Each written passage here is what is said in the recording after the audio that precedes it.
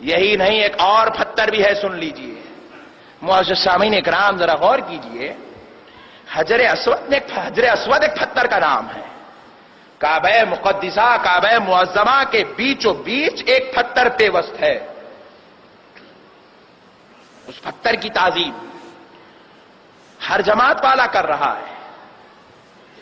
ہم کو لوگ کہتے ہیں کہ بھئی آپ لوگ پتھروں کی تعظیم کرتے ہو، پتھروں کی تعظیم کرتے ہو، پتھروں پہ جا کے سر ٹکا دیتے ہو، وہ ہاتھاں ٹیکتے ہو، وہ چومتے ہو، وہ چاٹتے ہو، عجیب و غریب باتیں کرتے ہیں. پھر آپ حجر اسود کو کیا کر رہے ہیں؟ ہر جماعت والا، چاہے کسی بھی کفر یافتہ فتوے والی جماعت کا ہی مولوی کوئی ان کیوں نہ ہو، حجر اسود کو چومنا اپنے لیے عبادت سمجھتا ہے. سمجھتا ہے کہ نہیں سمجھتا بھائی؟ ہر جماعت کا مولوی، ہر جماعت کا آدمی حجر اسود کو چومتا ہے. ہم نے پوچھا حجر اسود کو کیوں چوما گیا؟ جنت کا پتھر ہے، اللہ نے جنت سے بھیجا ہے، جنت کی دنیا میں ایک نشانی ہے. بولے پتھر کی یہ شان ہے کہ جو اس کو چوم لیتا ہے وہ اس کے گناہوں کو چوس لیتا ہے. حجر اسود جب آیا تھا تو پورا حدود حرم نور سے منور تھا. آج وہ مکمل سیاہ ہو گیا. پوچھا گیا کہ سیاہ کیوں ہوا تو رسول اللہ نے فرمایا وہ گناہگاروں کے گناہوں کو چوستا چوستا سیاہ ہو گیا. پیارے بزرگوں اور دوستو، ذرا غور کیجئے، پتھر میں اتنی صلاحیت ہے کہ چومنے والے کی گناہوں کی کشش چھین رہا ہے. پوائنٹ نوٹ کیا جائے، پتھر ہے، پتھر میں یہ صلاحیت ہے کہ وہ گناہگار کے گناہوں کو چوس رہا ہے. جو حجر اسود کو چوم لے اس کے گناہ معاف کر دیے جاتے ہیں. جو حجر اسود کے سامنے کھڑے ہو کر دعا کر لے، اللہ اس کی دعا کو قبول کر لیتا ہے. اللہ اس کو جنت کے دروازے اس کے لیے کھول دیتا ہے. اللہ تعالیٰ اس بندے کے گناہوں کو معاف کر دیتا ہے. مغفرت کا مژدہ سنا دیا جاتا ہے. لیکن ذرا غور کرنے والی بات ہے، ہم نے پوچھا یہ حجر اسود ہے کیا چیز؟ تو جواب ملا یہ جنت کا پتھر ہے. ہم نے پوچھا اور کوئی فضیلت ہے؟ بولے رب کریم نے بھیجا ہے. بولے اور کوئی فضیلت ہے؟ تو کسی نے کہا گناہوں کو چوستا ہے. لیکن آؤ عمر ابن خطاب سے پوچھتے ہیں، اے عمر ابن خطاب، آپ حجر اسود کو چوم رہے ہیں، آپ حجر اسود کو کیوں چومتے؟ حضرت عمر نے جواب دیا اس لیے چوم رہا ہوں کیونکہ مصطفیٰ کو اسے چومتے ہوئے دیکھا. نبی پاک نے چوما، نسبت مصطفیٰ کی تکمیل کے لیے چوم رہا ہوں، تعلق نبی کے اظہار کے لیے چوم رہا ہوں. معزز سامعین ذرا غور کیجئے گا، حجر اسود کو چومنے سے جب گناہ معاف ہوتے ہیں اور پتھر کو چومنا جائز ہے.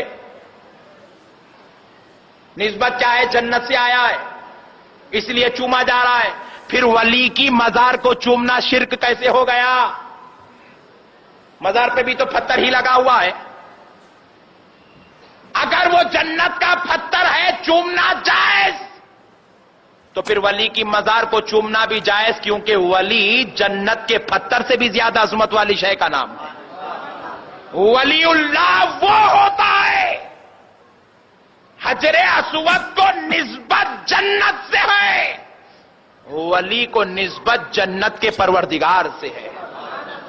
تو فضیلت والا تو یہ ہوا جب اس کو چومنا جائز تو پھر ولی کا دست مبارک کا چومنا بھی جائز، ولی کے قدم کی بوسی بھی جائز، ولی کی دست بوسی بھی جائز، ولی کے منہ بوسی بھی جائز. کیونکہ پیارے دوستو ولی اللہ کی طرف نسبت پاتا ہے.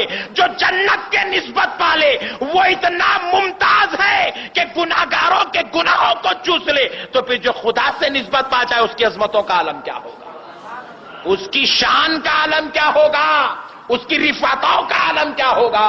اب دیکھیے یہ اسلام ہے جو پتھروں کی تعظیم کروا رہا ہے، اور کوئی مسلمان اس بات کا انکار نہیں کر سکتا، اور اگر انکار کر دے تو پھر وہ مسلمان رہ نہیں سکتا. کوئی یہ نہیں کہہ سکتا میں حجر اسود کی تعظیم نہیں کروں گا، کوئی یہ نہیں کہہ سکتا میں صفا مروہ کی تعظیم نہیں کروں گا، کوئی یہ نہیں کہہ سکتا کہ میں مقام ابراہیم کی عظمت قبول نہیں کروں گا. نہیں کہہ سکتا. کرنا لازم ہے. اگر نہیں کرنے کا بات کیا تو اسلام سے خارج ہو جائے گا.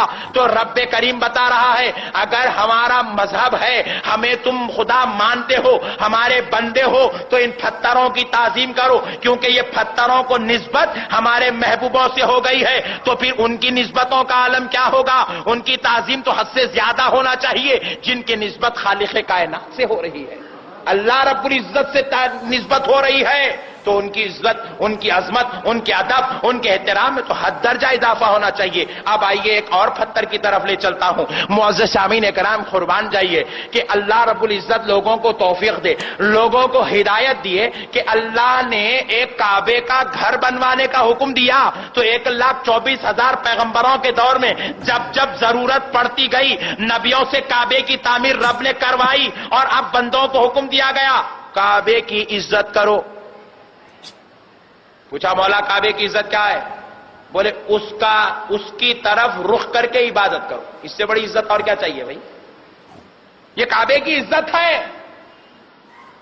کیا آج دنیا کا ہر مسلمان خدا کو سجدہ کرتا ہے لیکن رخ کعبے کو کر رہا ہے؟ یہ کعبے کی عزت ہے. وہ کعبے میں کعبہ جو بنا ہے جس کی عزت ہو رہی ہے کون سی شے کا ہے؟ بولے پتھر کا ہے. ذرا غور کیجئے, پتھر کی عزت ہو رہی ہے.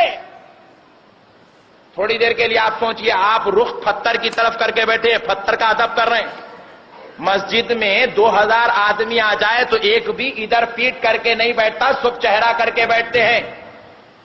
کیوں؟ کعبے کی عزت ہو رہی ہے. کعبہ کیا ہے؟ پتھر کے گھر کا نام ہے. ہم نے پوچھا کیا کعبہ خدا ہے؟ کیا کعبہ کسی نبی کا نام ہے؟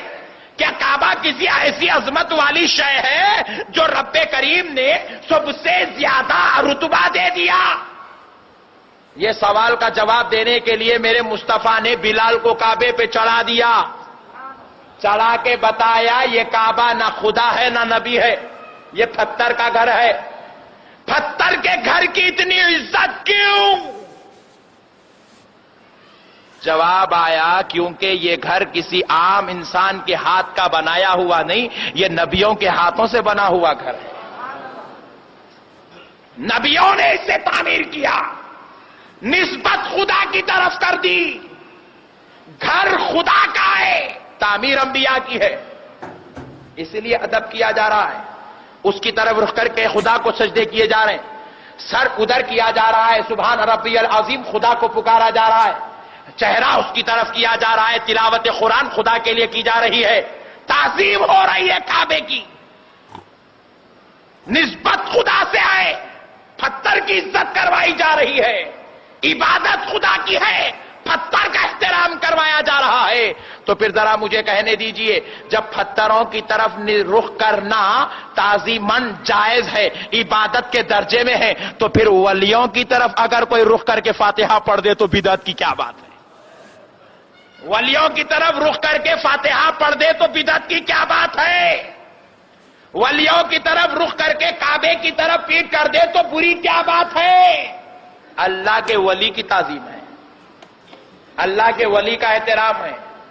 اللہ کے ولیوں کے درباروں کے سامنے سے جھکتے جاتے جاتے ذرا گردن جھکا کر سلام عرض کر لے تو بے ادبی کی کیا بات ہے؟ بدعت و شرک کی کیا بات ہے؟ یہ تو عقیدہ اہل سنت ہے. یہ رب کریم نے بتایا ہے جب پتھر کی نسبت اگر خدا کی طرف ہو جائے تو پتھر ادب کے لائق ہو جائے, تو پھر ولی کی نسبت اللہ کی طرف ہو جائے تو ولی بے ادبی کے کیسے ہو سکتا ہے؟ ولی کی بے ادبی کیسے ہو سکتی ہے جب قرآن کی عزت ہوتی ہے؟ پوچھا گیا کیوں؟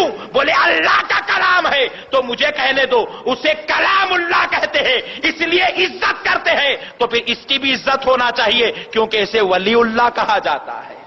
وہ کلام اللہ ہے تو یہ ولی اللہ ہے.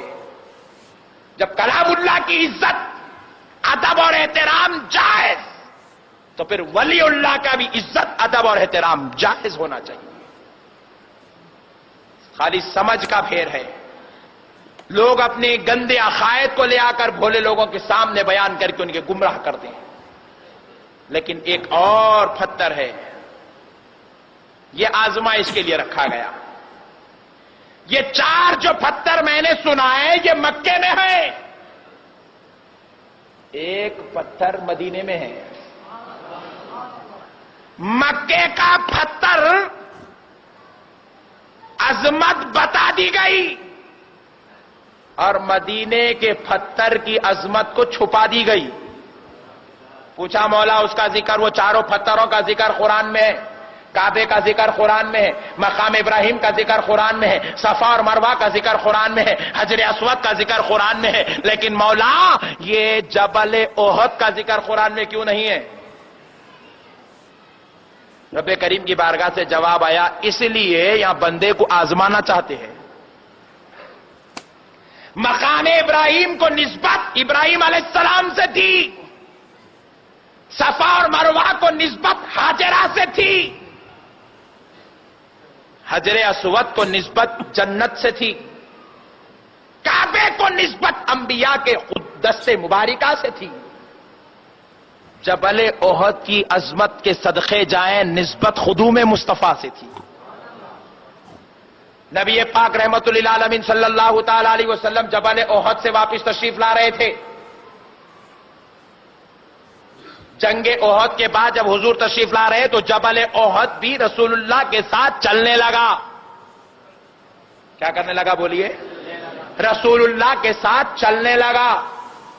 رسول اعظم صلی اللہ تعالی علیہ وسلم نے جبل احد کی تسلی کے لیے، اس کے اطمینان کے لیے اپنے عزیز ترین چچا حضرت امیر حمزہ کو جبل احد کے دامن میں تدفین فرمایا تاکہ جبل احد کو تسکین ملے. جب جبل احد پھر چلنے لگا مصطفیٰ نے فرمایا احد یہیں پر کھڑا ہو جا، میں تیرے لیے چچا کو چھوڑ جا رہا ہوں. کہا احد کھڑا ہو جا. احد بے چین اور بے قرار ہو گیا. کہا یا رسول اللہ میں آپ کے ساتھ چلوں گا، آپ کے ساتھ رہوں گا. رسول اللہ نے فرمایا تو دنیا میں میرے ساتھ رہے گا یا جنت میں میرے ساتھ رہے گا؟ عرض کیا یا رسول اللہ جنت میں.